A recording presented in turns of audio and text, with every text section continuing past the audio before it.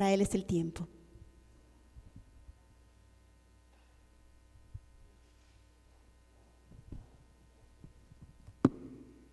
El Señor les bendiga. ¿Están contentos de estar en la casa de Jehová?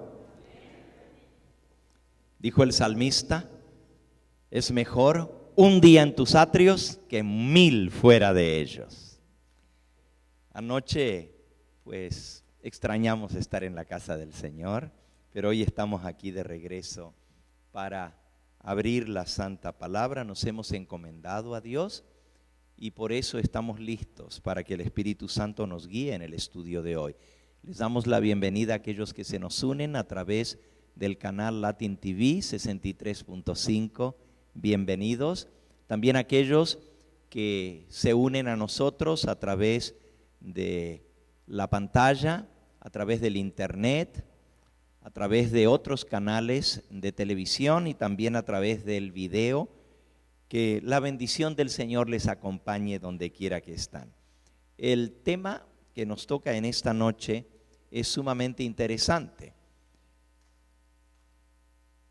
¿Es cierto que los adventistas, ustedes exigen el diezmo a todos sus miembros?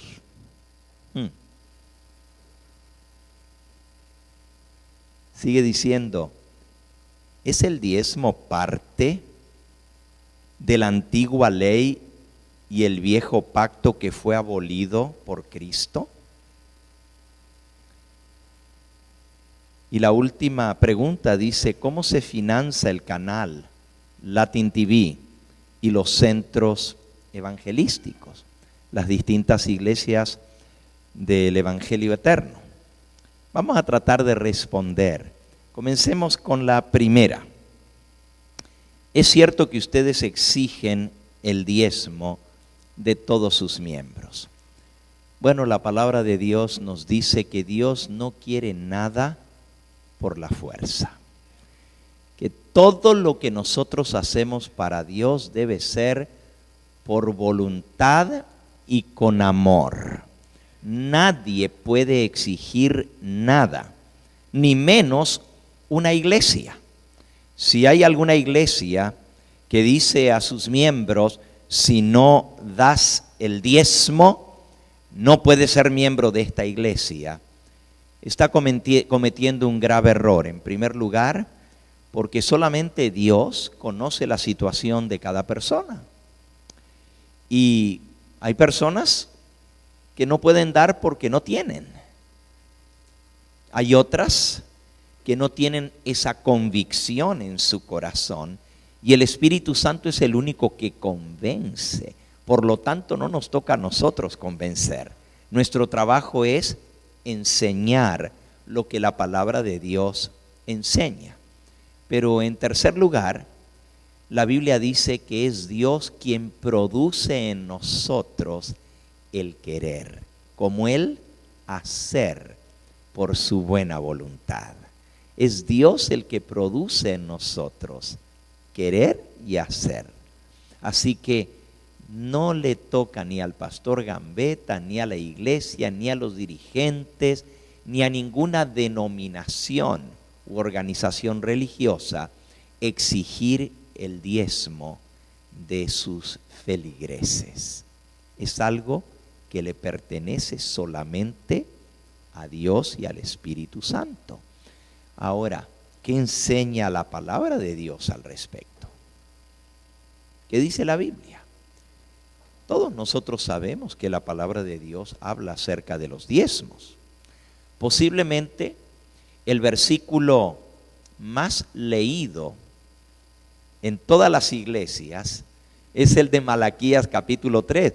Yo creo que se lee más que Juan 3:16, porque aunque Juan 3:16 de tal manera amó Dios al mundo, es muy amado, es muy querido, prácticamente en todas las iglesias, todos los sábados leen Malaquías capítulo 3, así que no desconocemos que la palabra de Dios enseña a dar los diezmos. Vamos a leer, y vamos a leer ese versículo, pero no solamente el versículo 10, que es el que normalmente se lee. Vamos a leer su contexto. El contexto de este pasaje es que el juicio de Dios se acerca. Comienza un diálogo entre Dios y sus hijos. Malaquías capítulo 2, versículo 17. Habéis hecho cansar a Jehová con vuestras palabras y decís, ¿en qué te hemos cansado? En que decís, cualquiera que hace mal agrada a Jehová, y en los tales él se complace. O si no, ¿dónde está el Dios de justicia? Dios dice, estoy cansado de vuestras quejas. Por un lado están los que dicen, miren, los que hacen lo malo, les va bien. Parece que Jehová se agrada de ellos porque no les pasa nada. Y otros dicen, ¿dónde está el Dios que hace justicia? Los malos prosperan y los buenos, ¿por qué Dios no los bendice? ¿Por qué Dios no los prospera? Más o menos una pregunta similar está en el capítulo 3 y en el versículo 13. Vuestras palabras contra mí han sido violentas, dice Jehová. Y dijisteis, ¿qué es lo que hemos hablado contra ti? Habéis dicho, por demás es servir a Dios.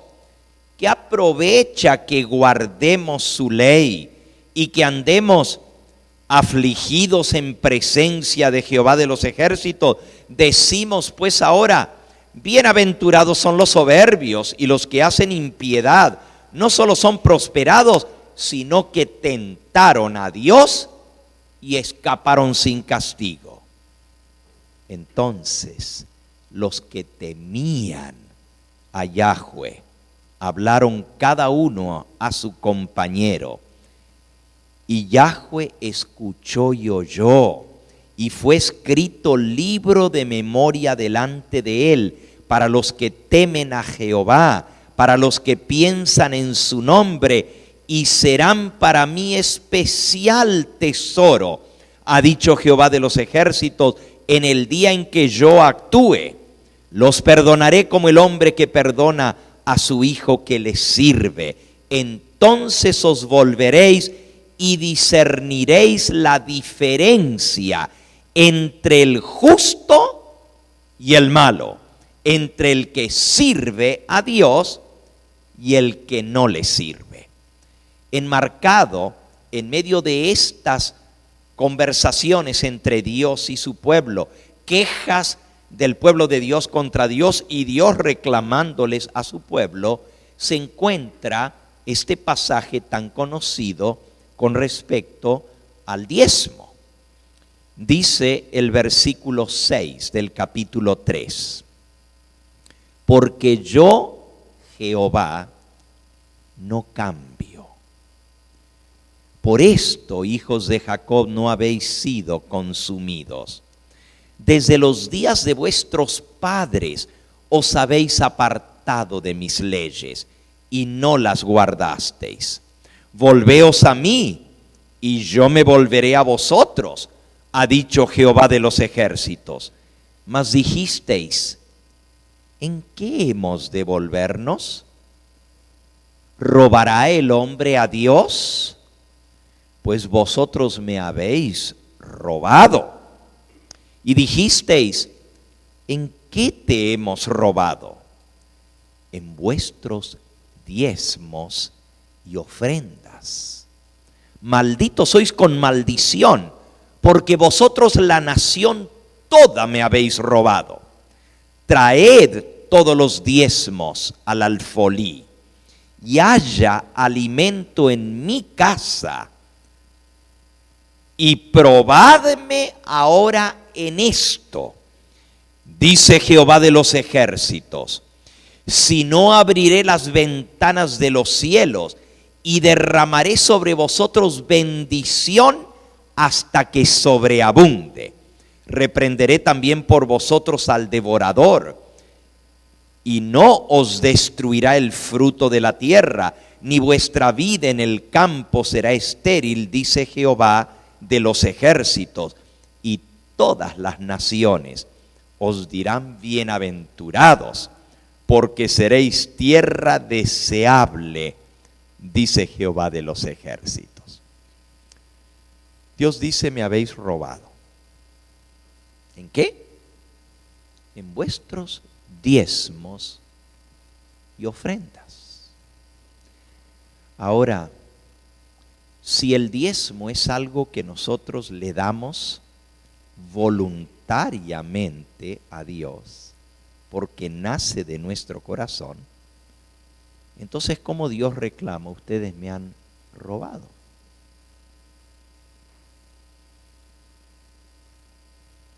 Me han robado en vuestros diezmos. La mayoría de las personas piensa que al entregar el diezmo en la casa del Señor, le están dando a Dios agradecimiento por todo lo que Él nos da. Pero en realidad Dios dice, no el pastor Gambetta, Dios dice que si no le entregamos lo que es de Él y nos quedamos nosotros con el diezmo, le estamos robando. Yo no puedo robar algo que es mío. ¿Cómo voy a robar algo que me pertenece a mí? Si yo no entrego el diezmo al Señor, pero es mi diezmo, entonces no le estoy robando nada a Dios. Pero Dios dice, mío es el diezmo. Y si ustedes no lo devuelven, es mío. ¿Exige la iglesia que devolvamos el diezmo? No. ¿Exige Dios que lo devolvamos? Sí. Pero lo exige para aquellos que son sus hijos. Un padre tiene derecho a exigirle a su hijo lo que él cree y lo que él sabe que es para su bien. Y el diezmo es un medio que Dios tiene para quitar el egoísmo de nuestro corazón. Porque nosotros por naturaleza somos egoístas. Lo traemos dentro. Desde chiquititos los niños aprenden a decir cuando otro le quiere quitar su juguete, mío, mío, mío. Porque traemos el egoísmo enraigado en nuestro corazón. Y el egoísmo es la raíz de muchos males. El apóstol Pablo dice en el libro de Gálatas que el amor al dinero es la raíz de todos los males, dice él. El amor al dinero, el egoísmo, la avaricia, es algo que la palabra de Dios dice que es igual que idolatría. Avaricia es lo mismo que blasfemar a Dios o es lo mismo que postrarse delante de un ídolo. Por eso el Señor estableció que sus hijos que le aman y le sirven, que se consideran sus hijos, le devuelvan a Él. Ahora, el Señor no necesita nuestro diezmo. Él dice en el libro de Ageo, mía es la plata, mío es el oro. El salmista dice, hablando de parte de Dios, dice Dios, mío es el ganado de 1000 colinas, los árboles, el mar, los animales, los peces, todo es mío, me pertenece. Mío es el oro y mía es la plata. Y todavía pregunta el profeta, ¿acaso necesita Dios pedirte a ti? Dios no tiene necesidad, pero Dios estableció eso con un propósito. En primer lugar, que no nos olvidemos que Él es el dueño de todo y nosotros somos solamente sus administradores. El administrador no puede adueñarse de algo que no le pertenece, solo lo administra. Y amigos, cuando nosotros venimos a este mundo no traemos nada, ni ropa puesta. Y cuando nos vamos, nada nos llevamos. Todo lo que hemos amontonado en este mundo, aquí se queda. Bueno, a lo menos nos ponen un trajecito allá en el cajón, ¿verdad? Pero ese también se lo comen los gusanos. Nada nos llevamos. Job dijo, desnudo vine del vientre de mi madre, desnudo volveré allá. Dios dio, Dios quitó. Sea el nombre de Dios bendito. Por eso Dios estableció esta ley del diezmo, para que no nos olvidemos que Él es el dueño de todo y que Él es el que nos da todo lo necesario para la vida. A veces nosotros tendemos a pensar de que nosotros nos ganamos nuestro salario. Pero yo tengo un trabajo y yo trabajo bien duro y me esfuerzo y sudo y me gano. Esto me pertenece. ¿Y qué pasaría si Dios te quitara el aire que respiras? ¿Podrías ganar el dinero para que trabajas? ¿Te cobra Dios el aire? ¿Te lo cobra?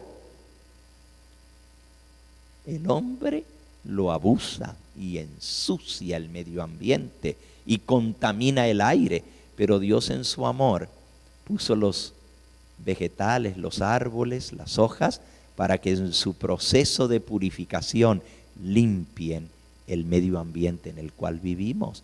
¿Hacemos nosotros crecer la comida que nos comemos? Yo voy al supermercado y compro los tomates y la lechuga. Y lo gané con el sudor de mi rostro. Y el que lo siembra y el que lo cosecha dice, y yo lo sembré y yo lo coseché. Pero ¿quién lo hace crecer? ¿Quién le da la vida a la semilla?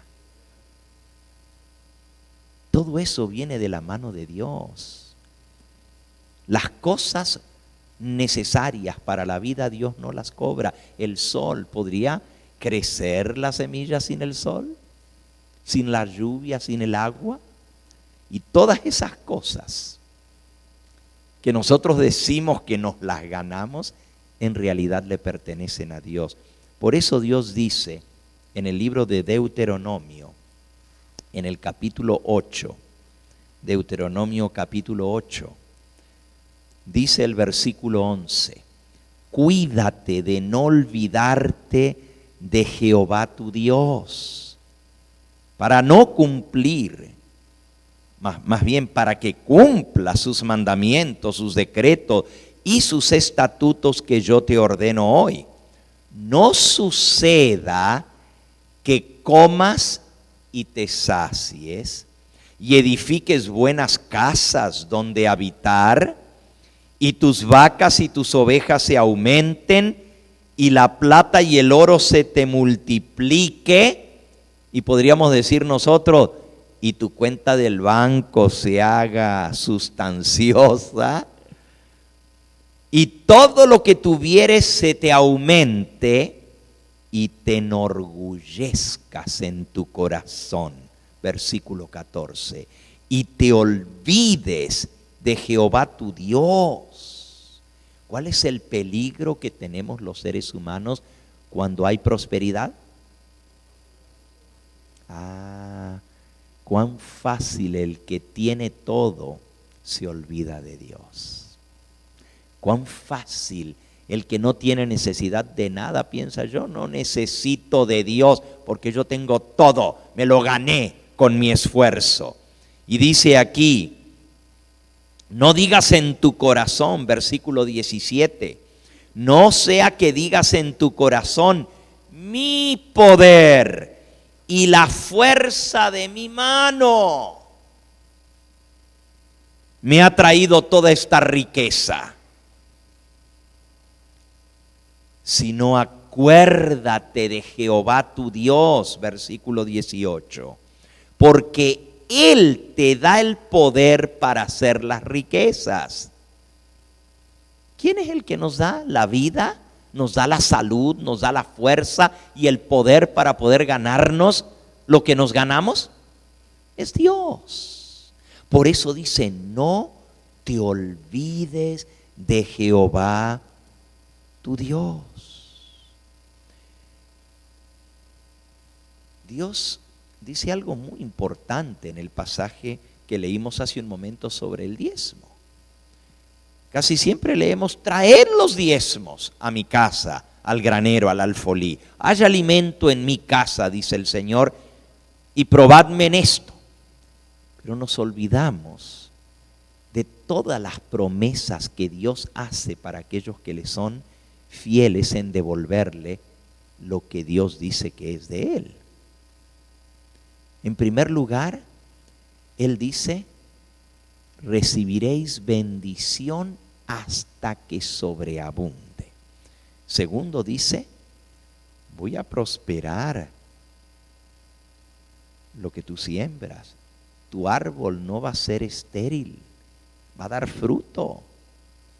Tus vacas, tus ovejas se van a multiplicar. Reprenderé contra ti al devorador que no devore el fruto de tu tierra, ni tu vid en el campo sea estéril. Hay tantas historias maravillosas de cómo Dios bendice a sus hijos que le son fieles. En México, hace unos años atrás, vino una plaga de chapulines. Eso es muy común en algunas regiones de México. Ahora las exterminan. Ahora hay mucho tipo de fumigación y de químicos para evitar que esas nubes de langostas o chapulines o saltamontes ataquen. Pero hace años atrás eso era muy común en la zona central y norte de México. Nubes enteras de chapulines. Y un hermano que cultivaba su tierra se dio cuenta que venía avanzando la plaga del chapulín. Todos sus vecinos estaban trabajando arduamente, prendiendo fuego, haciendo humo para espantar a la plaga de langostas. Pero era viernes, cerca de la puesta del sol. Y este hermano, que era fiel al Señor en guardar su santo sábado, dijo, yo no me voy a poner a trabajar para espantar los chapulines en sábado. Por la mañana, cuando se levantó, se preparó para ir a la iglesia. Vivía en el campo y se dirigió a la iglesia, iba con su Biblia y sus vecinos lo miraron y dijeron, pobre hombre. Todos los vecinos estaban echando gasolina, juntando ramas y todo para hacer humo, para espantar a los chapulines. El hermano pensó, bueno, mi lindo campo, quién sabe cómo estará cuando regrese, pero lo encomiendo a Dios. Él le ha hecho una promesa. Y al llegar a la iglesia se arrodilló y le dijo, Señor, he sido fiel a ti todo este tiempo y te he dado lo que tú me pides. Y lo he dado con gozo y alegría. Y le dijo algo más, Señor, aunque no me dieras nada a cambio, te lo doy de todos modos porque te amo. Pero acuérdate que mi campo no tiene protección, tú eres mi protector. Tú prometiste en tu palabra que vas a reprender al devorador que no devore el fruto del campo. Cuando regresó por la tarde, porque como vivía en el campo, la iglesia le quedaba bastante lejos, iba en un carro tirado por caballos y se iba desde la mañana temprano y no regresaba hasta la puesta del sol. Cuando regresó, por todo el camino que venía, iba viendo el destrozo de los chapulines. Campos que por la mañana habían estado verdes, preciosos, parecían un desierto, completamente pelados. Todo a su alrededor era como que hubieran pasado una cortadora de césped, o peor todavía, porque hasta las raíces habían comido. Todo estaba destruido. Antes de llegar a su casa, unos kilómetros antes, en el camino, le salen al encuentro un grupo de personas y lo pararon. Don Julio se llamaba.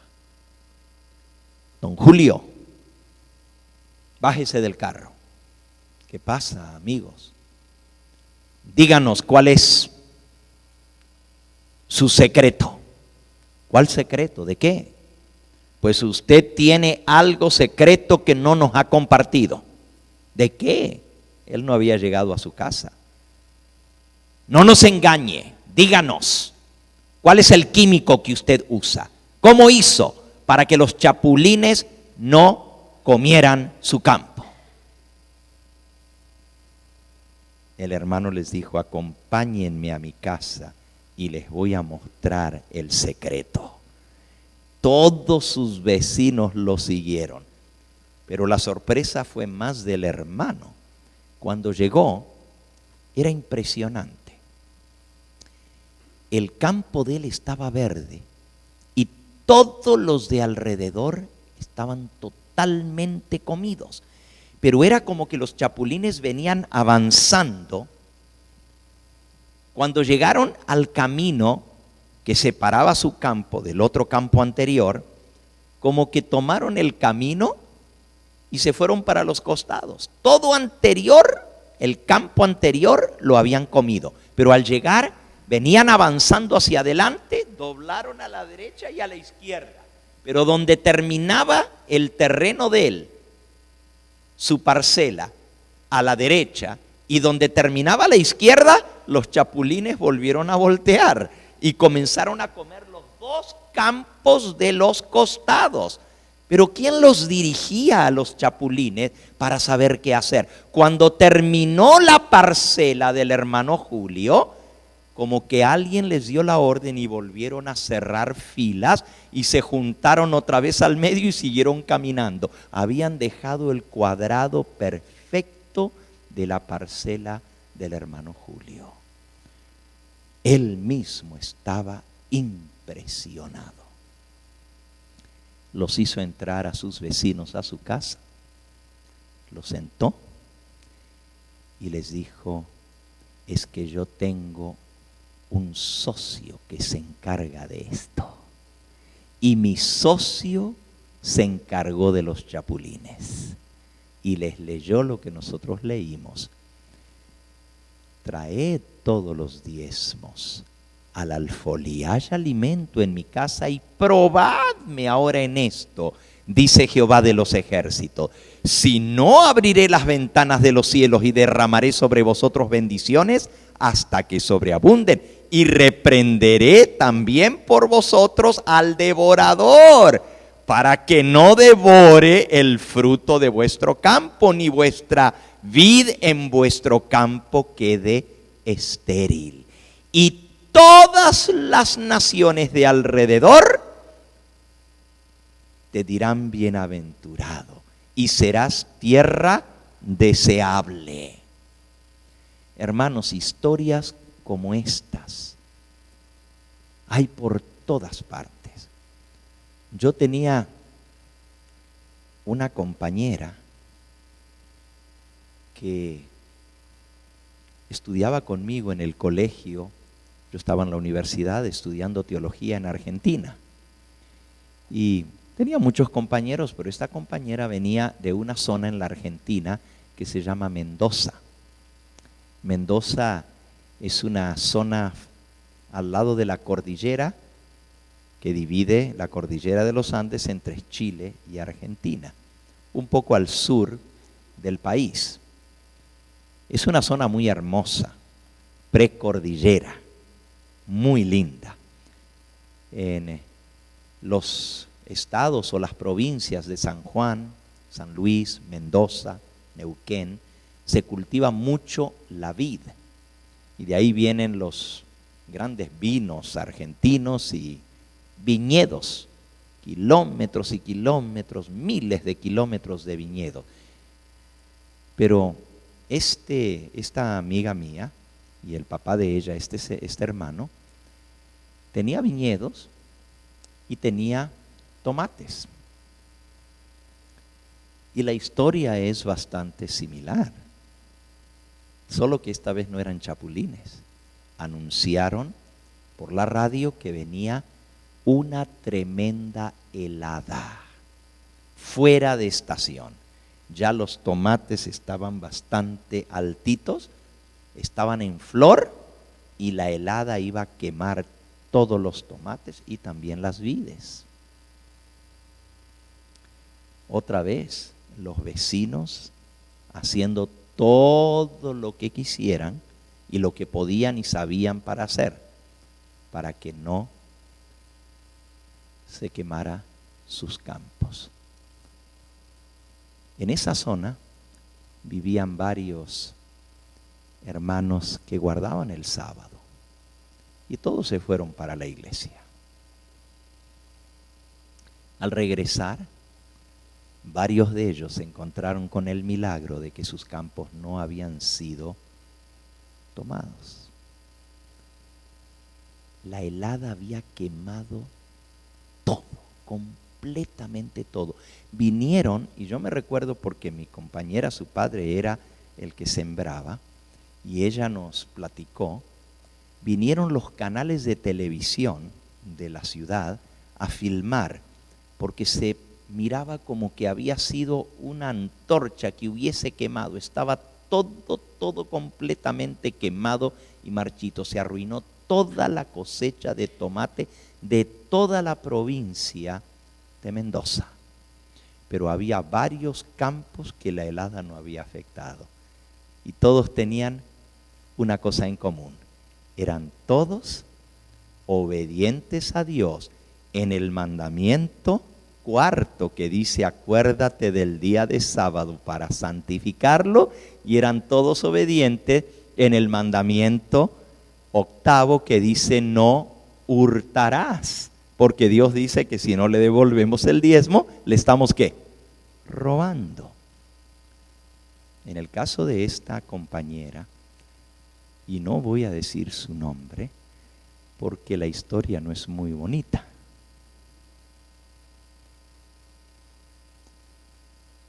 Cuando el próximo sábado los hermanos dieron testimonio en la iglesia, algunos de ellos habían salido hasta en el canal de televisión entrevistados. ¿Cómo podía ser que sus campos no fueran afectados por la helada? Pero en el caso de esta compañera, la tuvieron que retirar de sus clases en la universidad. La familia quedó en la ruina, todo se le quemó.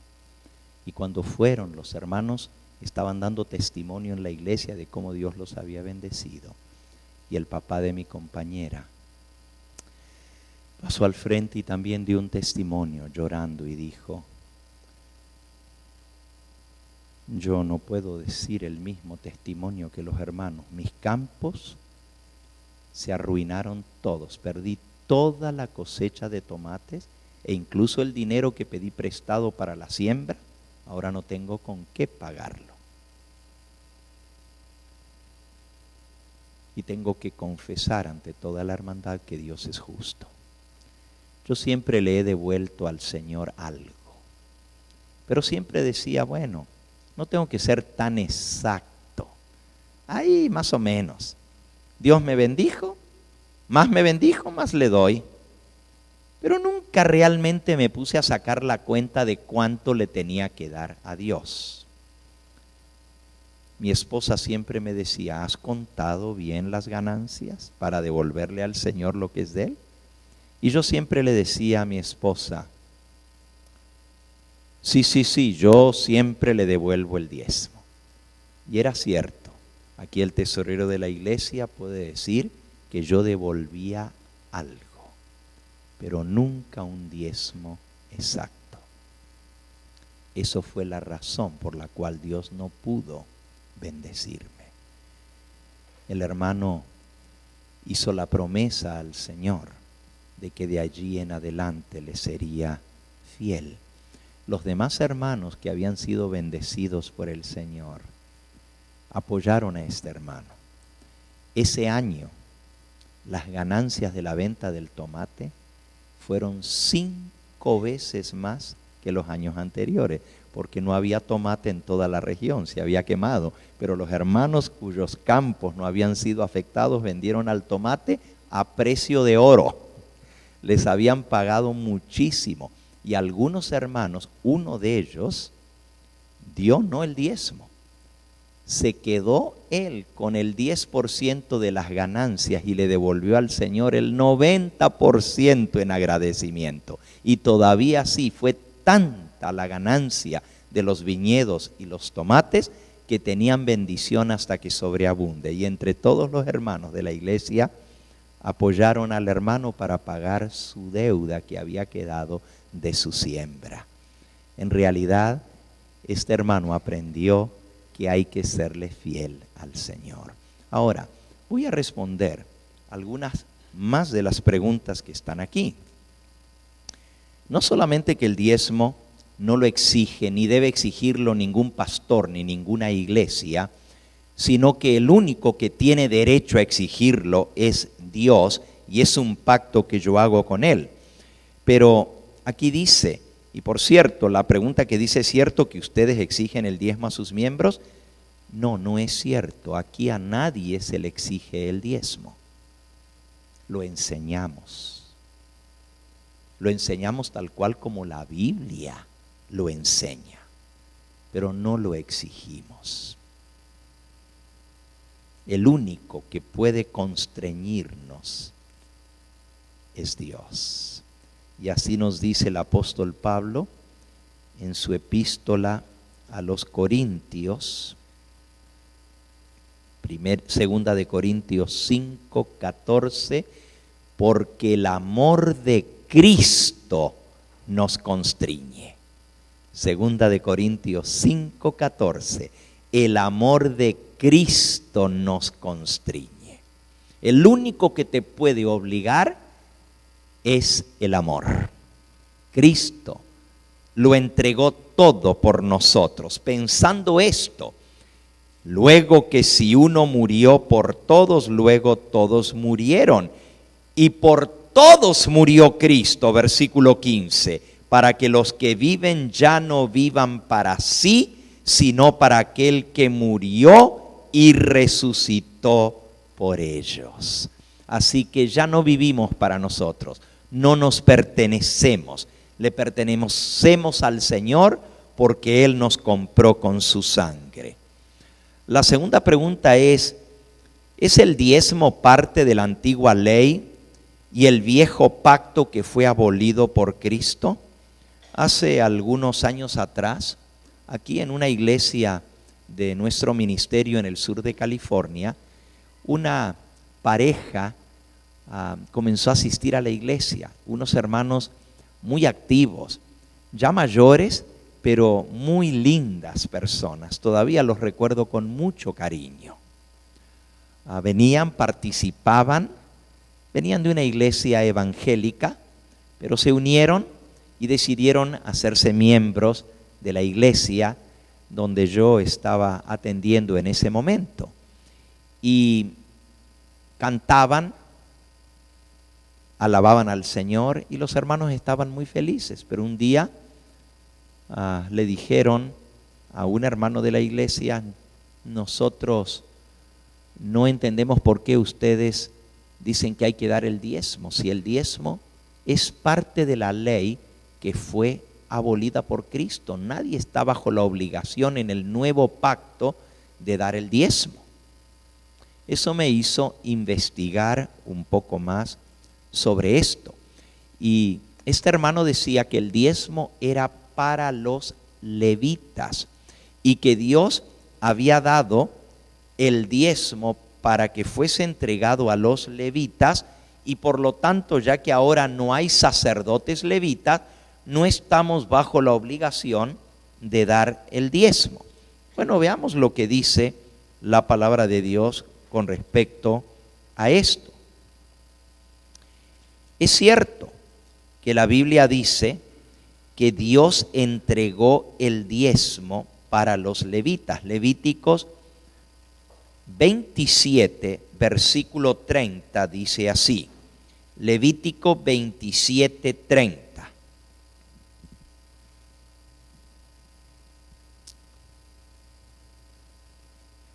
El diezmo de la tierra, así como de la simiente de la tierra y como el fruto de los árboles, de Jehová es cosa dedicada a Jehová. Si alguno quisiere rescatar algo del diezmo, añadirá la quinta parte de su precio por ello. Y todo diezmo de vacas o de ovejas y de todo lo que pasa bajo la vara, el diezmo será consagrado a Jehová. Así que aquí dice que el diezmo pertenece a Jehová. Pero ¿para qué se utilizaba el diezmo en el Antiguo Testamento? Números capítulo 18, dice allí en el versículo 21. He aquí, yo he dado a los hijos de Leví todos los diezmos en Israel por heredad, por su ministerio, por cuanto ellos sirven en el ministerio del tabernáculo de reunión. Así que Dios entregó los diezmos para mantener a los levitas. Los levitas, o la tribu de Leví, de donde venía el sacerdocio, el sumo sacerdote era de la tribu de Leví, específicamente de la familia de Aarón, que era de la tribu de Leví, al igual que Moisés.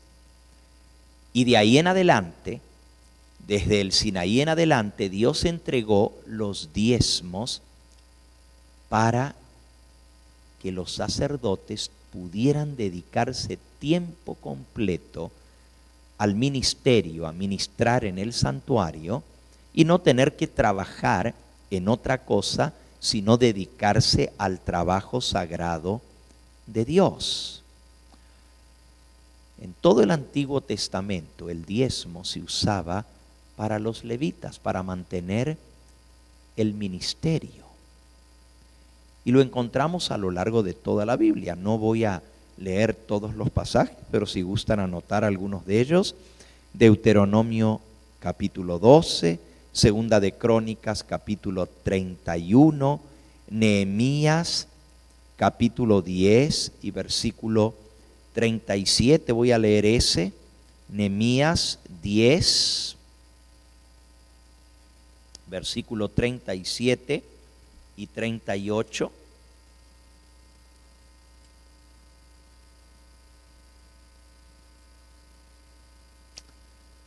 Dice: traíamos también las primicias de nuestras masas. Vamos a leer desde el 36. Asimismo los primogénitos de nuestros hijos, de nuestros ganados, como está escrito en la ley, y que traeríamos los primogénitos de nuestras vacas, de nuestras ovejas, a la casa de nuestro Dios, a los sacerdotes que ministran en la casa de nuestro Dios, que traeríamos también las primicias de nuestras masas y nuestras ofrendas y el fruto de todo árbol y del vino y del aceite para los sacerdotes, a las cámaras de la casa de nuestro Dios, y el diezmo de nuestra tierra para los levitas, y que los levitas recibirían las décimas de nuestras labores en todas las ciudades, y que estaría el sacerdote hijo de Aarón con los levitas cuando los levitas recibiesen el diezmo, y que los levitas llevarían el diezmo del diezmo a la casa de nuestro Dios, a las cámaras del tesoro de nuestro Dios. Es interesante que no solamente todo el pueblo daba la décima parte, que es el diezmo, para los levitas, pero los levitas, al recibir los diezmos, daban el diezmo del diezmo, de lo que habían recibido también ellos. Por eso los ministros, los pastores, que recibimos del diezmo nuestro salario, también devolvemos el diezmo a la casa del Señor, aunque es dinero de diezmo, tal cual como la palabra de Dios lo indica. Ahora, en el Nuevo Testamento, el sacerdocio caduca con la muerte de Cristo, y es cierto, el sacerdocio fue añadido hasta que viniera el sumo sacerdote Cristo, y Él es nombrado sumo sacerdote según la orden no de Leví, porque nos dice el apóstol Pablo en el libro a los Hebreos que nuestro Señor no vino de la tribu de Leví. Hebreos en el capítulo 7. Hebreos capítulo 7. Dice en el versículo 16: Cristo no fue constituido conforme a la ley del mandamiento acerca de la descendencia, sino según el poder de una vida indestructible, pues se da testimonio de él: tú eres sacerdote para siempre, según el orden de Melquisedec. Queda pues abrogado el mandamiento anterior a causa de su debilidad, pues nada perfeccionó la ley del sacerdocio, y de la introducción de una mejor esperanza por la cual nos acercamos a Dios. Y esto no fue sin juramento, porque los otros sacerdotes ciertamente sin juramento fueron hechos sacerdotes, pero este con el juramento del que le dijo: juró el Señor y no se arrepentirá, tú eres sacerdote para siempre, según el orden de Melquisedec. Por tanto, Jesús es hecho fiador de un mejor pacto. Los otros sacerdotes llegaron a ser muchos, debido a que por la muerte no podían continuar. Mas este, por cuanto permanece para siempre, tiene un sacerdocio inmutable, por lo cual puede también salvar perpetuamente a los que por él se acercan a Dios, viviendo siempre para interceder por ellos. Porque tal sumo sacerdote nos convenía, santo, inocente, sin mancha, apartado de los pecadores y hecho más sublime que los cielos, que no tiene necesidad cada día, como aquellos sumos sacerdotes, de ofrecer primero sacrificios por sus propios pecados y luego por los del pueblo, porque esto lo hizo Cristo una sola vez para siempre, ofreciéndose a sí mismo. Porque la ley del sacerdocio constituye sumos sacerdotes a débiles hombres, pero la palabra del juramento posterior a la ley constituye al Hijo hecho perfecto para siempre. Así que Cristo fue hecho sacerdote, y desde la muerte de Cristo, cuando el velo del templo se rasgó de arriba hacia abajo, caducó el sacrificio por el pecado. La ofrenda que hacían los sacerdotes, que llevaban la sangre dentro del santuario para hacer la expiación, terminó, porque la verdadera ofrenda por el pecado, que es Cristo, fue ofrecida por nosotros. De allí en adelante Cristo ascendió al cielo y fue hecho sacerdote, sumo sacerdote, para interceder directamente por nosotros ante Dios. Por eso nosotros no tenemos sacerdotes. La Iglesia Católica tiene sacerdocio. Ordenan a sacerdotes. La Iglesia Luterana ordena a sacerdotes. Y hay algunas otras que, aunque no son católicas, los ortodoxos, la Iglesia Oriental rusa ordena a sacerdotes. Los ortodoxos griegos, los coptos, los anglicanos, los episcopales tienen sacerdotes. Pero los cristianos no es que no tengamos sacerdote. Tenemos sacerdote, que es Cristo Jesús. Él es nuestro sacerdote. Y por lo tanto el sacerdocio aquí en la tierra fue abrogado, fue destituido. porque ahora tenemos un hombre de carne y hueso que intercede por nosotros ante el Padre Celestial. Entonces, basándose en eso, muchos dicen, bueno, si no hay sacerdocio, entonces tampoco hay diezmos, porque los diezmos eran para los sacerdotes. ¿Por qué tenemos que dar el diezmo si no hay sacerdocio? Bueno, para eso el Señor nos dejó instrucciones en su palabra. Vamos a leerlo. En 2 de Corintios, capítulo 9. 2 de Corintios.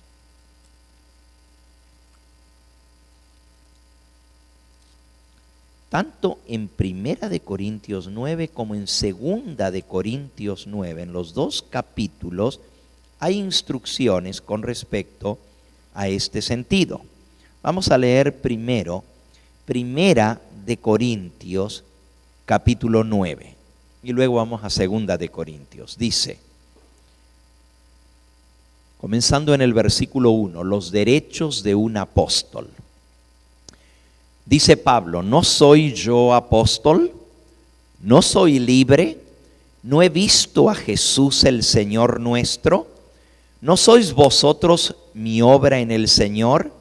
Si para otros no soy apóstol, para vosotros ciertamente lo soy, porque el sello de mi apostolado sois vosotros en el Señor. Contra los que me acusan, esta es mi defensa. ¿Acaso no tenemos derecho de comer y beber? ¿No tenemos derecho de traer con nosotros una hermana por esposa, como también lo hacen los otros apóstoles y los hermanos del Señor, y aún Cefas? Cefas es Pedro. ¿O solo yo y Bernabé no tenemos derecho de no trabajar? ¿Quién fue jamás soldados a sus propias expensas? ¿Quién planta viña y no come de su fruto? ¿O quién apacienta el rebaño y no toma de la leche del rebaño? ¿Digo esto solo como hombre? ¿No dice esto también la ley? Porque en la ley de Moisés está escrito, no pondrás bozal al buey que trilla. ¿Tiene Dios cuidado de los bueyes o lo dice enteramente por nosotros? Pues por nosotros se escribió, porque con esperanza debe arar el que ara, y el que trilla con esperanza de recibir del fruto. Si nosotros sembramos entre vosotros lo espiritual, ¿es gran cosa si segáremos de vosotros lo material? Si otros participan de este derecho sobre vosotros, ¿cuánto más nosotros? Cuando él dice, si otros participan de este derecho de recoger lo material, se está refiriendo a que el Imperio Romano tenía cobradores de impuestos, igual que el Imperio Americano. Porque cuando llega esta época de fines de marzo, principios de abril, todo el mundo anda ocupado buscando quién le haga los taxes. Y el fisco hay que darlo. Y no es nomás el 10%. Aquí en Estados Unidos, el descuento que nos hacen y los taxes que se pagan, te lo sacan, te guste o no. Y por eso algunos que han tenido muchos gastos en el año pueden deducirlo y les devuelven algo. Pero no es que le están dando un regalo, le están devolviendo de lo mucho que le quitaron de más. ¿Saben? Casi una tercera parte de lo que ganamos en este país se va para pagar los impuestos. Y eso es solamente de lo que pagamos del cheque. Pero luego vamos a la tienda y hay que pagar impuestos. Compramos un carro y hay que pagar impuestos. Hasta vas a una tienda de segunda y te compras algo y hay que pagar impuestos sobre la segunda, que ya lo pagaron una vez y ahora hay que volverlo a pagar otra vez. Y hay impuestos sobre el carro, y hay impuestos sobre el agua, y hay impuestos sobre el teléfono, y hay impuestos sobre todo. Cuando tú vienes sumando todo lo que das, ¿cuánto estás pagando? Y sin embargo lo pagas y no te queda otra. Dice el apóstol Pablo, si otros participan de este derecho sobre vosotros, vuestros gobernantes, ¿cuánto más nosotros? Pero nosotros no hemos usado de este derecho, sino que lo soportamos todo por no poner ningún obstáculo al evangelio de Cristo. Pablo y Bernabé eran obreros de sostén propio. Trabajaban con sus manos fabricando tiendas. Él lo explica en Hechos capítulo 18 y lo podemos leer. Ahora volvemos a 1 de Corintios 9, pero en el libro de Hechos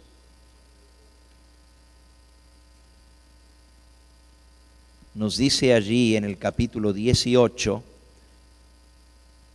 Pablo, después de estas cosas, Pablo salió de Atenas y fue a Corinto y halló allí a un judío llamado Aquila, natural del Ponto, recién venido de Italia, con Priscila su mujer, por cuanto Claudio el emperador había mandado que todos los judíos saliesen de Roma, y fue a ellos, y como era del mismo oficio, se quedó con ellos y trabajaban juntos, pues el oficio de ellos era hacer tiendas. Pablo era fabricante de carpas, de tiendas. Trabajaba 6 días, pero todos los sábados iba a la sinagoga para enseñar la palabra de Dios y persuadía a judíos y a griegos. Eso dice el versículo 4.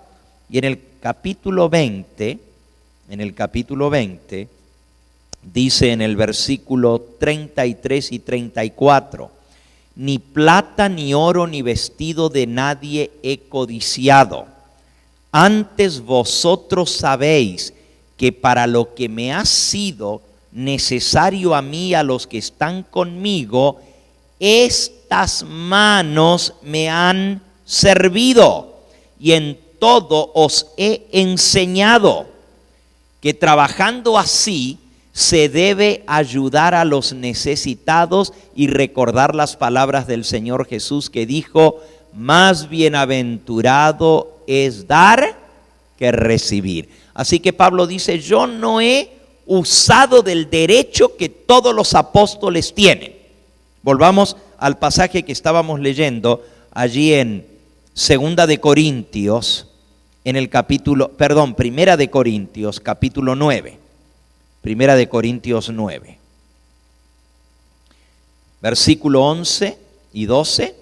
Si nosotros sembramos entre vosotros lo espiritual, ¿es gran cosa si segáramos de vosotros lo material? Si otros participan de este derecho sobre vosotros, ¿cuánto más nosotros? Pero no hemos usado de este derecho.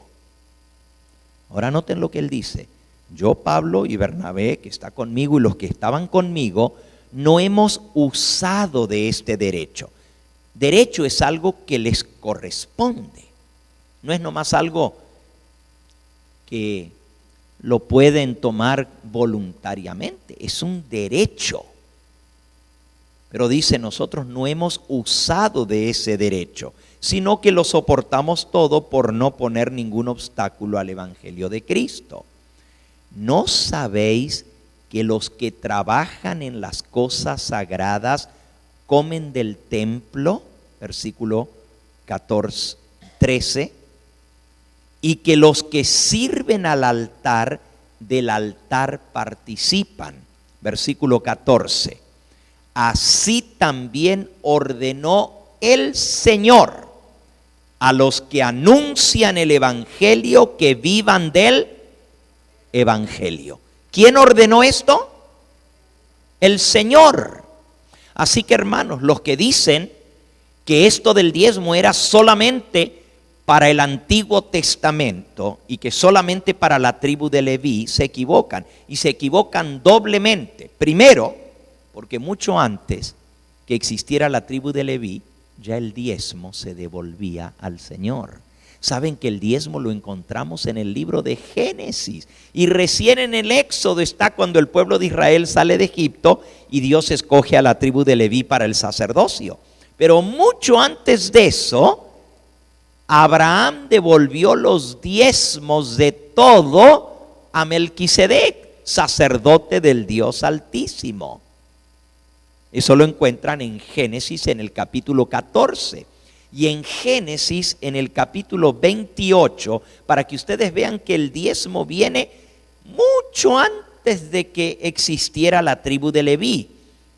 La historia de Jacob, cuando huye de su hermano, porque lo quería matar, y se va hacia la casa de sus parientes, allá en Harán, dice en Génesis capítulo 28, que Dios le dio un sueño donde él veía una escalera que unía el cielo con la tierra y los ángeles de Dios subían y bajaban por la escalera.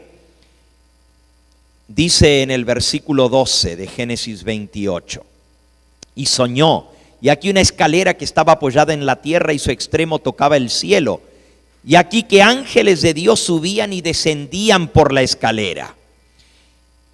Y aquí que Jehová estaba en lo alto de ella, el cual le dijo: yo soy Yahweh, el Dios de Abraham tu padre, el Dios de Isaac. La tierra en que estás acostado te la daré a ti y a tu descendencia. Será tu descendencia como el polvo de la tierra. Te extenderás al occidente, al oriente, al norte y al sur, y todas las familias de la tierra serán benditas en ti y en tu simiente. He aquí yo estoy contigo y te guardaré por donde quiera que fueres, y volveré a traerte a esta tierra, porque no te dejaré hasta que haya hecho lo que te he dicho. Y despertó Jacob de su sueño y dijo: ciertamente Yahweh está en este lugar y yo no lo sabía. Y tuvo miedo y dijo: cuán terrible es este lugar, no es otra cosa que casa de Dios y puerta del cielo. Y se levantó Jacob de mañana y tomó la piedra que había puesto de cabecera y la alzó por señal y derramó aceite encima de ella y llamó el nombre de aquel lugar Betel, que quiere decir casa de Dios, aunque se llamaba Luz primero ese lugar. Y ahora el versículo 20 y 21 dice: e hizo Jacob voto diciendo: si fuere Dios conmigo y me guardare en este viaje en que voy, y me diere pan para comer y vestido para vestir, y si volviere en paz a la casa de mi padre, Jehová será mi Dios. Y esta piedra que he puesto por señal será casa de Dios, y de todo lo que me dieres, el diezmo apartaré para ti. ¿Notaron? El diezmo apartaré para ti.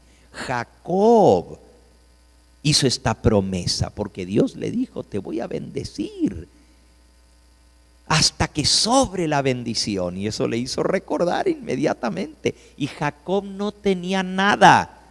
Andaba con una mano atrás y otra adelante. Había salido huyendo, nomás con lo que traía puesto. Era todo lo que tenía.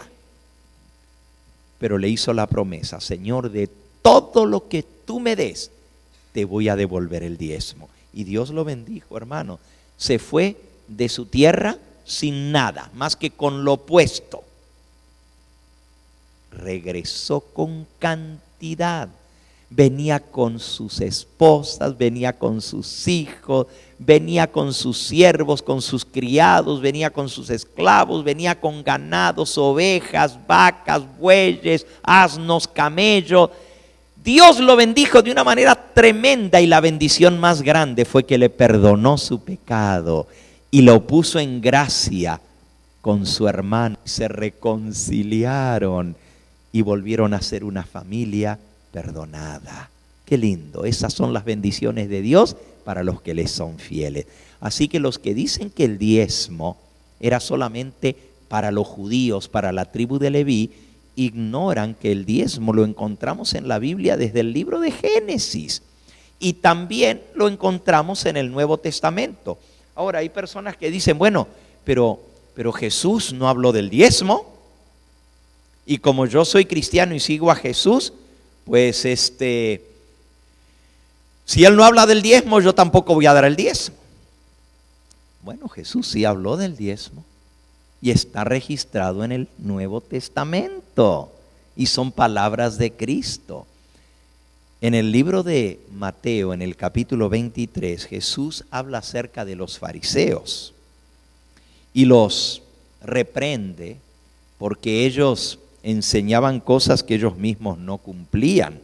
Les llama hipócritas. Mateo capítulo 23, versículo 14. Ay de vosotros. Vamos a leer el 13 también, el 13. Mas ay de vosotros, escribas y fariseos hipócritas, porque cerráis el reino de los cielos delante de los hombres, pues ni entráis vosotros ni dejáis entrar a los que están entrando. Eso fue lo que hicieron los sacerdotes en la época de Cristo. La gente creía en Jesús, la gente seguía a Jesús, pero los sacerdotes se opusieron y por celos y envidias ni ellos aceptaron al Mesías, ni dejaron que otros, el pueblo, lo aceptara. Por eso Jesús los reprende. Les dice en el versículo 14, ay de vosotros, escribas y fariseos hipócritas, porque devoráis las casas de las viudas y como pretexto hacéis largas oraciones. Por esto recibiréis mayor condenación. Ay de vosotros, escribas y fariseos hipócritas, porque recorréis mar y tierra para ser un prosélito, para ganar una persona. Y una vez hecho, le hacéis 2 veces más hijo del infierno que vosotros. Wow. Ay de vosotros, guías ciegos, que decís, si alguno jura por el templo no es nada, pero si alguno jura por el oro del templo es deudor. Miren cómo eran de avaros. Si alguno jura por el templo, es nada, pero si juró por el oro del templo, que lo pague, que lo pague, porque ese era dinero en las arcas del templo. También decís, si alguno jura por el altar no es nada, pero si alguno jura por la ofrenda que está sobre el altar, es deudor. Qué tremendo, ¿verdad? Necios y ciegos, porque ¿cuál es la mayor, la ofrenda o el altar que santifica la ofrenda? Pues el que jura por el altar jura por él y por todo lo que está sobre él, y el que jura por el templo jura por él y por todo lo que en él habita, y el que jura por el cielo jura por el trono de Dios y por aquel que está sentado en él. Ay de vosotros, escribas y fariseos hipócritas, porque diezmáis la menta y el eneldo y el comino, y dejáis lo más importante de la ley, la justicia, la misericordia y la fe. Esto era necesario hacer sin dejar de hacer aquello. Ahí está Jesús hablando del diezmo y les dice, ustedes diezman la menta, la hierbabuena, el eneldo y el comino. Son especias que se usan para cocinar. Agarraban las ramitas de menta y contaban las hojitas. 1, 2, 3, 4, 5, 6, 7, 8, 9. La 10ª para el Señor. 1, 2, 3, 4, la 10ª. Y contaban las hojitas de menta para diezmar. Y el comino, contaban los granitos de comino y lo diezmaban. Pero la justicia, la misericordia, nada. Y Cristo dice, era necesario hacer esto sin dejar de hacer lo otro, aquello. O sea, es necesario diezmar, claro. No hay que dejar de hacer eso. Pero esto otro, ¿por qué lo dejaron de lado? Por eso Dios nos manda a que seamos centrados. Que no nomás nos vayamos por un lado y nos olvidemos de lo otro. Tenemos que tener amor, misericordia en nuestra vida, pero también tenemos que ser fieles al Señor. Así que ¿enseña el Nuevo Testamento sobre el diezmo, sí o no? Sí lo enseña. Y lo enseña claramente. Jesús lo enseñó, el apóstol Pablo lo enseñó, lo leímos. Ordenó el Señor, no el hombre, que el que anuncia el evangelio, que viva del evangelio. Y esa es orden del Señor. Por esa razón, nosotros enseñamos el diezmo. Y lo enseñamos también porque es bendición para el que lo recibe. El que recibe el mandato del Señor y lo pone por obra, el Señor lo bendice. Probadme en esto, dice el Señor, si no abriré las ventanas de los cielos. Si usted nunca ha puesto a prueba al Señor, hágalo. Y va a descubrir que Dios no falla. El hombre puede fallar, pero Dios no falla. Dios siempre cumple lo que Él promete. Y Él dice que lo pongan a prueba en esto, en el tema del diezmo. Pónganlo a prueba. Y ustedes verán si Dios no cumple lo que Él ha prometido. La última pregunta dice, ¿cómo se financia el canal de Latin TV y los centros evangelísticos? Las iglesias del Ministerio del Evangelio Eterno se llaman centros evangelísticos, así como este, donde estamos teniendo estas reuniones. Nuestra fe, nuestra creencia y nuestra enseñanza es en gran medida, y diríamos en su totalidad, lo que es la enseñanza, lo mismo que la enseñanza adventista del séptimo día, porque nosotros somos adventistas del séptimo día. Solo que nuestro ministerio no depende de la organización que se llama la conferencia. Hay una conferencia de iglesias adventistas que están confederadas o unidas como parte de una sola corporación. Nuestro ministerio no es parte de esa corporación. En las iglesias adventistas, las iglesias locales reciben el diezmo de los hermanos, pero ese diezmo no queda localmente en la iglesia, sino que ese diezmo se manda a la conferencia, y la conferencia es la que paga a los pastores de ese diezmo. O sea, el diezmo de todas las iglesias se une y va a un fondo común, y de ese fondo común se paga el salario a los ministros que trabajan tiempo completo en el ministerio de la palabra.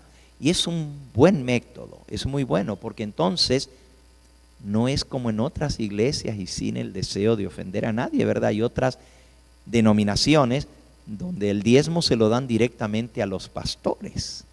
Y entonces si un pastor tiene una iglesia grande, recibe un grande salario. Pero otros pastores que tienen iglesias pequeñitas, pues tienen que trabajar en otros trabajos porque no les alcanza para dedicarse tiempo completo, porque lo que reciben no pueden mantener su familia. En cambio, en este plan, donde todas las iglesias participan juntos, reciben el diezmo y se paga por igual a todos los pastores su salario. Nosotros no estamos afiliados con la organización adventista como tal. Nuestro ministerio es un ministerio mayormente evangelístico, radial, televisivo, y de hacer evangelismo a nivel mundial. Se han ido abriendo distintas iglesias, y en el caso de las iglesias, originalmente la iglesia recibía los diezmos y se encargaba de pagar a los pastores. En el caso del pastor Gambetta, y quiero decirlo y sé que me están escuchando aún por televisión, yo no recibo el salario mío de parte del diezmo de los hermanos. Los hermanos devuelven su diezmo, pero el salario del pastor Gambetta viene del ministerio del Evangelio Eterno. Y esa es otra cosa que pregunta aquí la pregunta: ¿cómo se financia el canal Latin TV, los centros evangelísticos y el ministerio del Evangelio Eterno? Eso lo voy a explicar en un momento. Pero este servidor no recibe un salario del diezmo de las iglesias. Eso viene, mi salario, sí, yo estoy tiempo completo dedicado a la predicación, pero mi salario viene del ministerio, el Evangelio Eterno. Pero todos los demás pastores que sirven con nosotros reciben un sueldo, un salario, mediante el cual pueden mantener su familia, pagar sus gastos, su renta, sus cosas que necesitan cubrir para mantenerse, pero hay una escala de salarios. Y los pastores reciben, aunque tengan una iglesia grande o una iglesia pequeña, un salario, y con ese se mantienen. En el caso de nuestro ministerio, el salario no es igual para todos, pero no porque un pastor merezca más que otro, tenga una iglesia más grande que otro. Está basado el salario en los gastos de la familia. Por ejemplo, si una familia tiene 2 hijos, recibe el salario básico que es igual para todos, pero una ayuda adicional porque tiene 2 hijos. Si una familia no tiene hijos menores de 18 años, entonces recibe el salario básico. Si tiene un hijo, recibe un poquito más. Si tiene 2, tiene más gastos, recibe un poco más. Si tiene 3 hijos, un poquito más, según la necesidad de cada familia. Así es como está establecido. Y los diezmos que se reciben en cada iglesia van a lo que se llama una junta coordinadora. La junta coordinadora coordina todos los centros evangelísticos de nuestro ministerio. Esa junta coordinadora está compuesta por representantes de cada una de las iglesias que son parte del ministerio del Evangelio Eterno. Y esas iglesias escogieron estar afiliadas al ministerio. Entonces, el diezmo de esas iglesias se envía y esa junta coordinadora la dirigen representantes de cada una de las iglesias. Por ejemplo, de aquí, de la iglesia de Southgate, tiene 2 representantes ante esa junta. Cada una de las demás iglesias, y tenemos 12 iglesias aquí en el sur de California, tienen un representante o 2 ante esa junta coordinadora que toma esas decisiones, emplea a pastores, emplea a obreros bíblicos. Por ejemplo, tenemos a jóvenes que están empleados para visitar los hogares, enseñar la palabra de Dios, no solamente pastores. Aquí, por ejemplo, esta iglesia tiene al pastor Obando, que está empleado para visitar los hogares y enseñar la Biblia. Está empleado el pastor Tare Lebrón, que también visita los hogares y atiende la iglesia. Está empleado Gilberto Méndez, el joven que me presenta a mí, que también él recibe un salario, pero él no gana lo mismo que si estuviera casado con hijos, porque él es soltero. Su salario es equivalente al básico, y ya cuando una familia tiene más gastos, pues recibe un poco más para poder mantener su familia.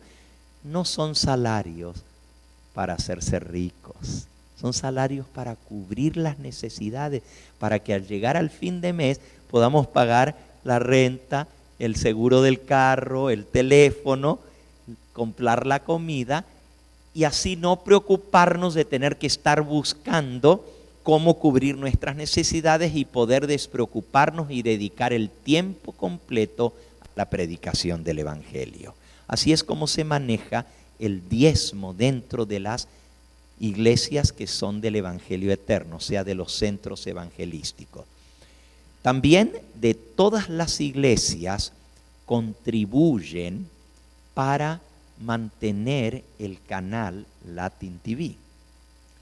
Los gastos del canal son altos, no es nuestro propio canal, lo tenemos que alquilar. Y solamente de alquiler se pagan más de $20,000 mensuales solo de alquiler de la frecuencia. Aparte de eso, es el alquiler del internet, el alquiler de los equipos y de todo lo demás. Es un presupuesto bastante alto. Todas las iglesias contribuyen con un poquito y entre todos se reúne para dar una parte.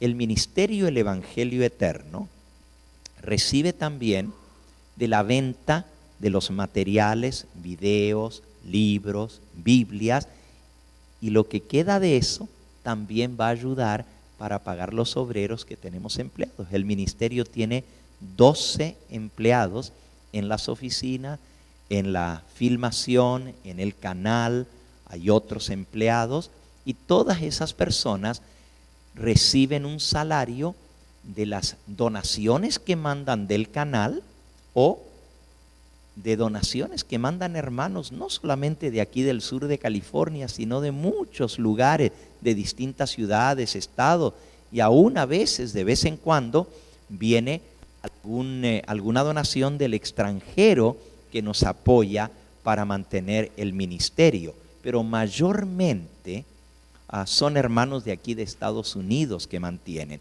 Tenemos también empleados en otros países. Tenemos el instituto allá en Ojos Negros, donde tenemos varios empleados, maestros y trabajadores que también se mantienen a través de las donaciones.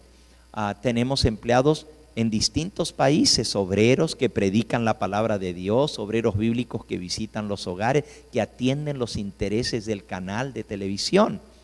Tenemos representación del Evangelio Eterno en prácticamente todos los países de América Latina, desde Estados Unidos hasta Argentina, Chile, Perú, Colombia, Venezuela, todo Centroamérica, México, la mayoría de los estados. El pastor Rivera, por ejemplo, que es uno de los pastores que ustedes conocen, acaba de venir de Chiapas hace 2 días atrás. Y allá pues hay muchas iglesias que también apoyan o son parte del Evangelio Eterno. También en la Ciudad de México, en Tijuana, en distintos estados tenemos. Y todo eso se administra de tal manera que podamos seguir adelante la predicación de la palabra de Dios. En la Biblia, el diezmo no se usa para los gastos del templo. Si ustedes recuerdan, cuando Moisés mandó a construir el tabernáculo, y ese va a ser nuestro último versículo que vamos a leer en esta noche porque el tiempo ha transcurrido, pero vamos a buscar en la Biblia, en el libro de Éxodo, cómo se construyó el templo que se hizo de oro, algo precioso que se mandó a construir.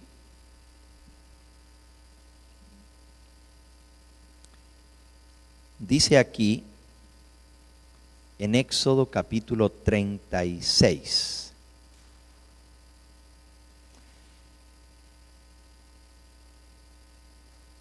Y Moisés llamó, versículo 2,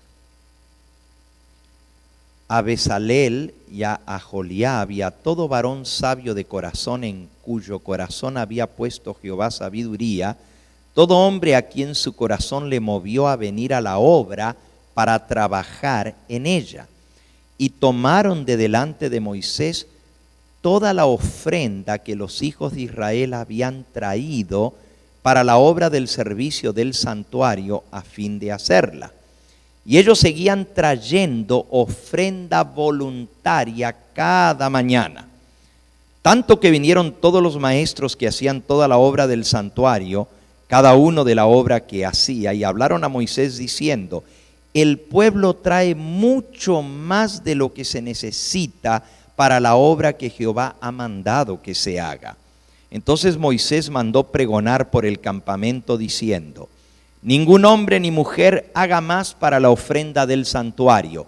Así se le impidió al pueblo ofrecer más, pues tenían material abundante para hacer toda la obra y sobraba. Alabado sea el nombre del Señor. Cuando se fue a construir el templo y a mantener el templo, se hacía por ofrendas voluntarias que daba el pueblo.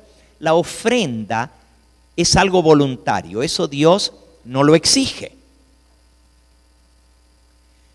El diezmo es una 10ª parte de lo que ganamos. Si yo recibo un salario de $2,000 al mes o de $500 por semana, pues de los 500 doy 50, es la 10ª parte.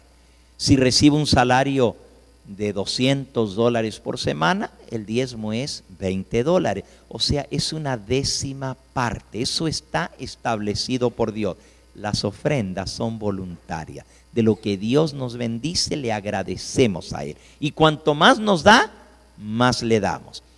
El templo se mantiene con las ofrendas voluntarias, como enseña la Biblia, mientras que el diezmo es solamente para los que predican la palabra de Dios. Por lo tanto, por ejemplo, aquí en este templo se alquila este lugar. Aquí se pagan $3,800 mensuales de alquiler. Pero aparte de eso hay muchos otros gastos más, no solamente el puro alquiler. Eso viene de las ofrendas. Por eso cuando ustedes le devuelvan al Señor el diezmo, acuérdense de darle una ofrenda de agradecimiento al Señor, porque con la ofrenda se cubren los gastos. Los gastos desde el papel higiénico hasta la escoba que hay que comprar para limpiar, igual que en una casa, ¿verdad? Toda casa tiene sus gastos, así también la casa del Señor tiene sus gastos. Y eso viene de las ofrendas voluntarias. El diezmo, sin embargo, no se usa para nada de eso. No se usa para comprar Biblias que regalamos. Aquí damos regalos, compramos los folletos de escuela sabática, los regalamos. Eso viene de las ofrendas que ustedes mismos dan. El diezmo es sagrado, es de Jehová, y Dios mandó que se usara para que los que predican el evangelio vivan del evangelio. Lo bonito de la manera como se hace en nuestra iglesia es que el diezmo no va a las manos del pastor directamente. Nunca el pastor cuenta el dinero. Ustedes pueden verlo en nuestras iglesias. Los diáconos recogen. Hay un departamento de tesorería. Se abren los sobres, se cuenta el dinero, se certifica. Tienen que firmar los que recogieron la ofrenda, que estuvieron presentes al contarse y que eso fue lo que hubo. Y la tesorera, en este caso es una hermana tesorera, tiene sus ayudantes. Y nunca abren ni siquiera un sobre estando solo una persona. Aunque siempre la iglesia escoge como tesoreros a personas de la mayor confianza, que saben que son personas fieles y honestas. Pero aún así, para proteger el buen nombre del tesorero o la tesorera, nunca se permite que se cuente el dinero una persona sola o que se lo lleve a la casa para contarlo. Se cuenta en la casa de Dios, se firma, cada uno de los que lo contaron firman, eso se deposita en el banco y se pagan los gastos de la iglesia, todos con cheque para que quede un certificado, y tiene que haber un recibo para cada gasto. Y la iglesia entonces tiene derecho a saber cuánto dinero entró y cuánto dinero salió y para qué se usó el dinero que ellos dieron. Hermanita.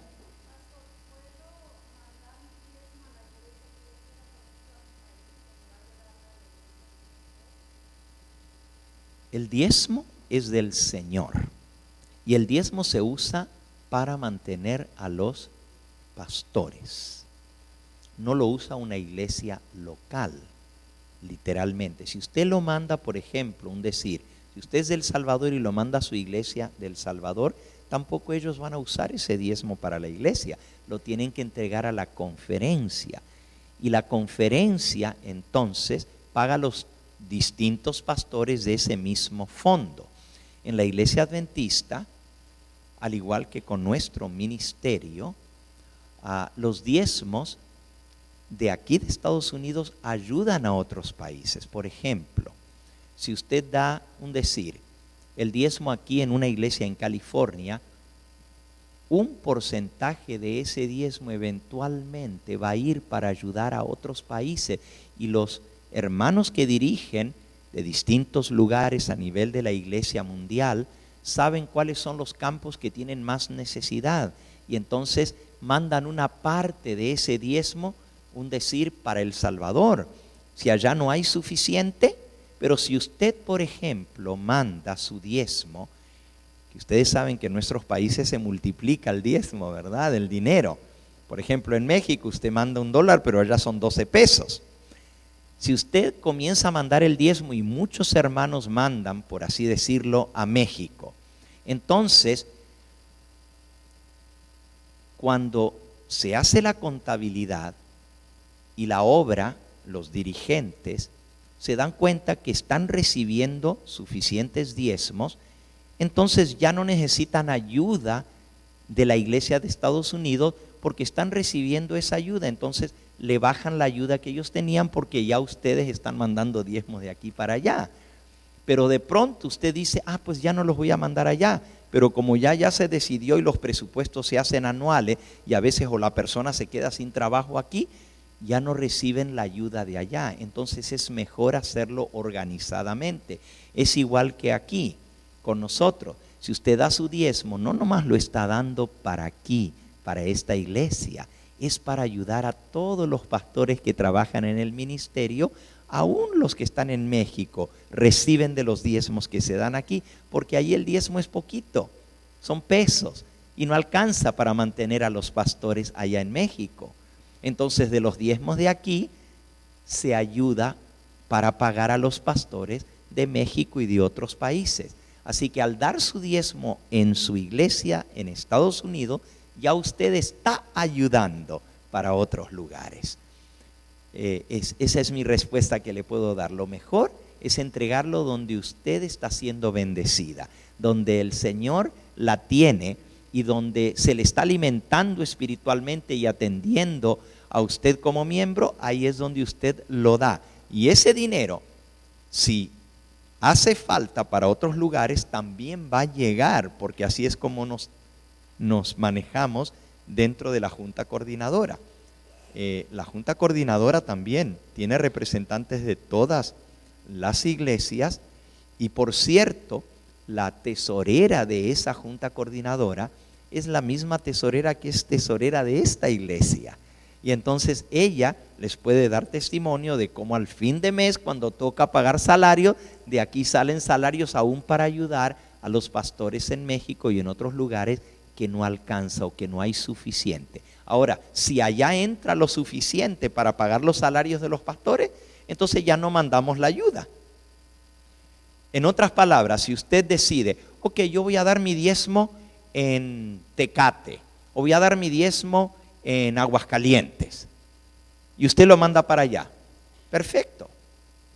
Pero cuando llega fin de mes, allá hubo suficiente para pagar el pastor, ya no va ayuda de aquí.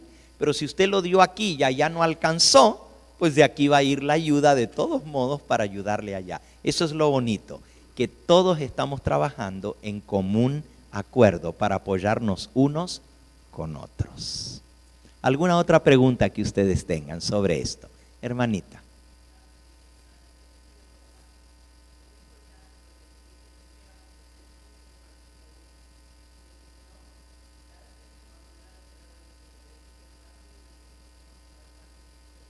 Sí.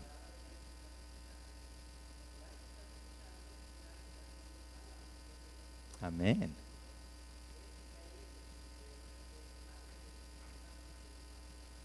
Gracias, hermanita.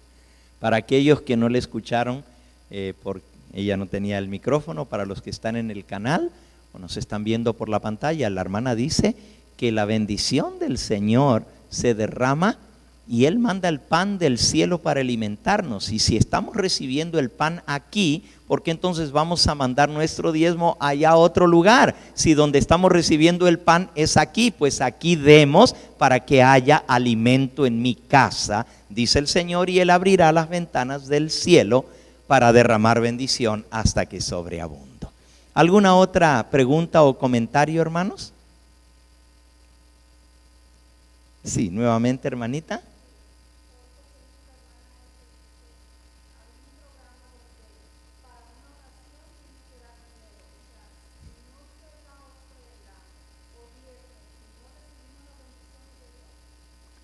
Yo dije al principio, hermanos, que Dios, que la iglesia no exige a nadie y nosotros nunca debemos exigir. Yo he visto ese programa y otros donde dicen, tienes que dar tanto. Y todavía cuando la persona dice, voy a dar tanto, le dice, no, tienes que dar más, si quieres más bendición. Nosotros nunca vamos a hacer eso. Tiene que salir del corazón, porque la Biblia dice, no leímos el de 2 de Corintios, ¿se acuerdan? 9, pero ustedes lo pueden leer, dice que Dios ama al dador, ¿qué? Alegre. Dios quiere que lo demos de corazón, no exigido. Dios no quiere nada que sea por la fuerza. Pero Dios nos dice que si le somos fieles, Él va a abrir las ventanas del cielo. Pero ese no debe ser nuestro motivo para dar. Nuestro motivo para dar es el amor a Cristo. Es el agradecimiento por todo lo que Él ha hecho por nosotros. Y como resultado de serle fieles, las bendiciones del Señor van a venir. Y no siempre tienen que ser bendiciones materiales. A veces son más preciosas las bendiciones espirituales que las bendiciones materiales. Y a veces el Señor no nos da muchas bendiciones materiales porque nos podemos desviar de su camino. Por eso es mejor confiar en el Señor. Una cosa sí Él ha prometido. Dice el salmista, joven fui y envejecido, y no he visto a justo desamparado y a su descendencia que mendigue pan. Dios nos va a dar lo que necesitamos para nuestra familia y para nuestros hijos. Muy bien, hermano. Amén.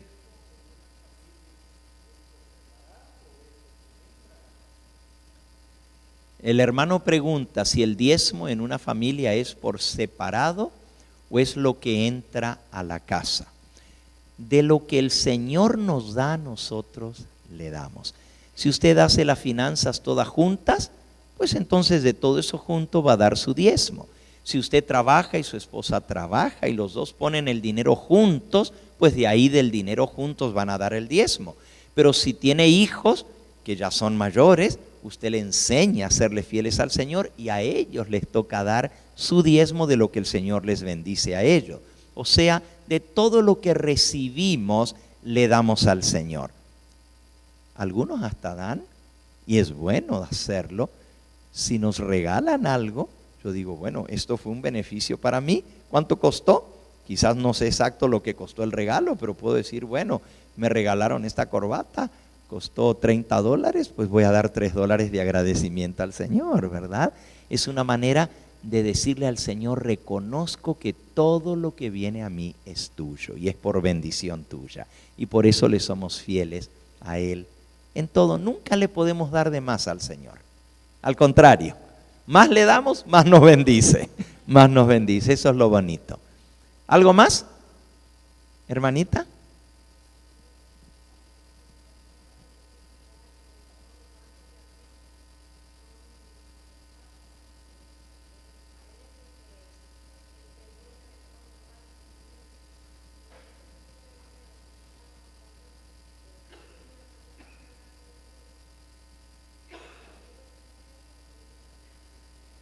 La hermana dice que el Banco de América pues pertenece al Vaticano. No es exactamente así, pero es muy cerca lo que usted dice. Ellos son el inversionista número 1, o sea, son los principales inversionistas para el Banco de América. Pero le voy a decir algo. El Vaticano tiene inversiones en todos los bancos. En algunos tiene más, como en el Banco de América, en otros tiene menos, pero en todos los bancos el Vaticano es uno de los inversionistas. Y las otras familias ricas del mundo, que son los inversionistas, los banqueros del mundo. Si nosotros depositamos nuestro dinero allí, estamos apoyando a eso. Una cuenta bancaria es para resguardar el dinero, pero normalmente lo que hace el banco es, como tenemos el dinero allí, ellos utilizan el dinero de miles y miles y miles de personas hacen inversiones y le ganan dinero. En el caso de los que tenemos poquito allí nomás, lo que entra vuelve a salir, mes con mes nos llevamos, pues no le van a ganar mucho sobre nosotros, ¿verdad? Porque lo mismo que metemos es lo mismo que sacamos. Pero si vamos haciendo ahorros e inversiones y las tenemos allí a largo plazo, sí le estamos dando ganancia a los banqueros. Es mejor invertir en la obra de Dios. Es mejor poner nuestro dinero donde da resultado. Y la mejor inversión es obedecer al Señor, conseguir un terrenito fuera de la ciudad que tengamos para que cuando vengan los tiempos difíciles tengamos donde llevar a nuestra familia. En lugar de meter o guardar dinero en el banco, es mejor invertir en una propiedad, en un pedazo de tierra que le podamos ir sembrando árboles para que cuando venga el tiempo difícil que no podamos comprar ni vender, tengamos algo donde ir, a donde poner a nuestra familia y cómo alimentarnos cuando ya no vamos a poder comprar dentro del sistema si no tenemos la marca de la bestia. El sábado vamos a hablar sobre ese tema de la marca de la bestia. Hermanos, sí.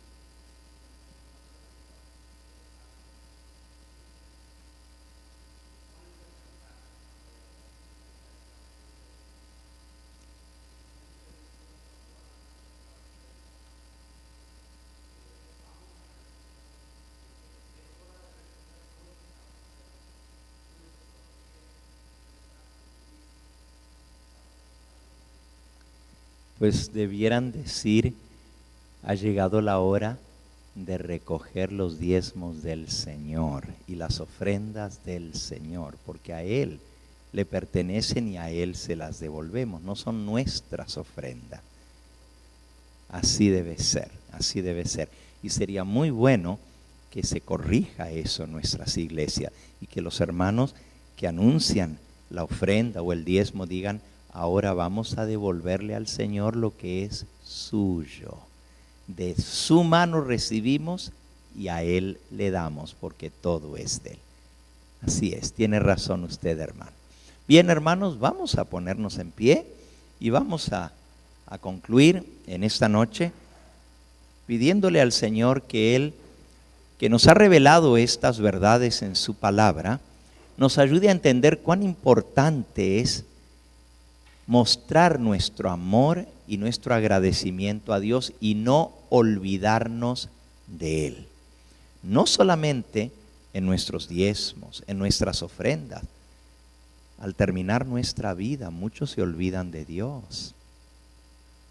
Pero cuando llegaron aquí, nada traían. Y ahora reparten lo que tienen entre sus hijos, entre sus nietos y se olvidan de la obra del Señor. Y muchas veces, hermanos, le dan el dinero a hijos que no aman a Dios, que nunca se esforzaron, algunos de ellos, durante su vida, y despilfarran el dinero que a sus padres tanto les costó, pero los padres dicen, yo le voy a dejar a mi hija, le voy a dejar a mi hijo, y cuando llega al final de la vida, en lugar de rendirle mayordomía a aquel que nos dio todo, que es Dios, dejamos a Dios de por lado y decimos, le voy a dejar a mi hijo y a mi hija y a mi primo y a mi sobrino, y Dios lo dejamos completamente de lado. No solamente debemos acordarnos de Dios mientras trabajamos y vivimos, a la hora de arreglar cuentas con Dios al final de nuestra vida, después de que hayamos hecho provisión para, bueno, aunque no nos gusta hablar de esto, son realidades, ¿verdad? Para hacer frente a los gastos del entierro y del lugar a donde nos van a enterrar, el cementerio. Pensemos bien, ¿a quién le vamos a traspasar lo que Dios nos dio? ¿Lo vamos a poner en las manos del enemigo para que él lo utilice para su beneficio, para perder más a las almas? ¿Los vamos a dar a hijos inconversos que lo van a despilfarrar? ¿O lo vamos a poner en las manos de Dios para que su mensaje pueda seguir siendo predicado? Son cosas serias que tenemos que pensar al rendir cuenta de nuestra mayordomía. Vamos a postrarnos de rodillas para orar.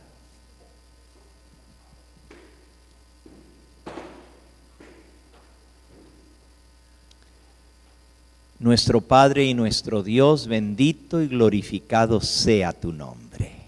En esta hora nos postramos delante de ti reconociéndote como nuestro Padre, nuestro Dios.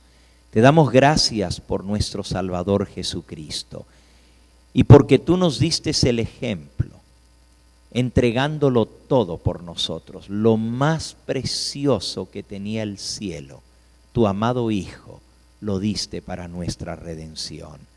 Por eso, Señor, porque te amamos, también nosotros queremos darte de lo mucho que tú nos das y nunca olvidarnos de ti como hijos fieles, mostrarte nuestro amor y nuestra obediencia, siendo fieles en nuestros diezmos y ofrendas. Bendice, Señor, esta congregación, bendice esta iglesia, bendice a los que predican tu palabra aquí y en distintos lugares, para que también podamos ser fieles en el uso de ese dinero sagrado para que sea para tu gloria. Permite, Señor, que todo lo que hagamos en esta vida redunde para beneficio de la salvación de las almas. Y en esta noche, al haber estudiado estos principios de tu palabra, ayúdanos a atesorarlos en nuestra vida y a ponerlos por obra. Que podamos ser bienaventurados y que los demás al vernos digan: esta gente tiene algo diferente, esta gente es bendecida por Dios porque le son fieles a Él. Que se vea la bendición espiritual en nuestra vida y de esa manera podamos ser bendición a aquellos que nos rodean. Y ahora, Señor, llévanos con bien a nuestros hogares y tráenos mañana en las horas al comienzo de tu santo sábado para adorarte como tú te mereces, para seguir estudiando tu palabra. Bendice a nuestras visitas en nuestro medio, está con ellos también, y que al entender estas cosas, también con corazón alegre, puedan hacer este pacto solemne de obediencia con Cristo Jesús. Y dale, Señor, a aquellos que no han hecho aún la decisión más importante, que es la decisión de seguirte a ti, de entregar sus vidas a ti para ser parte de tu pueblo, que no posterguen esta decisión, que muy pronto puedan sellar su vida contigo a través del bautismo. Te lo pedimos humildemente en el nombre precioso de Cristo Jesús. Amén, Señor. Amén.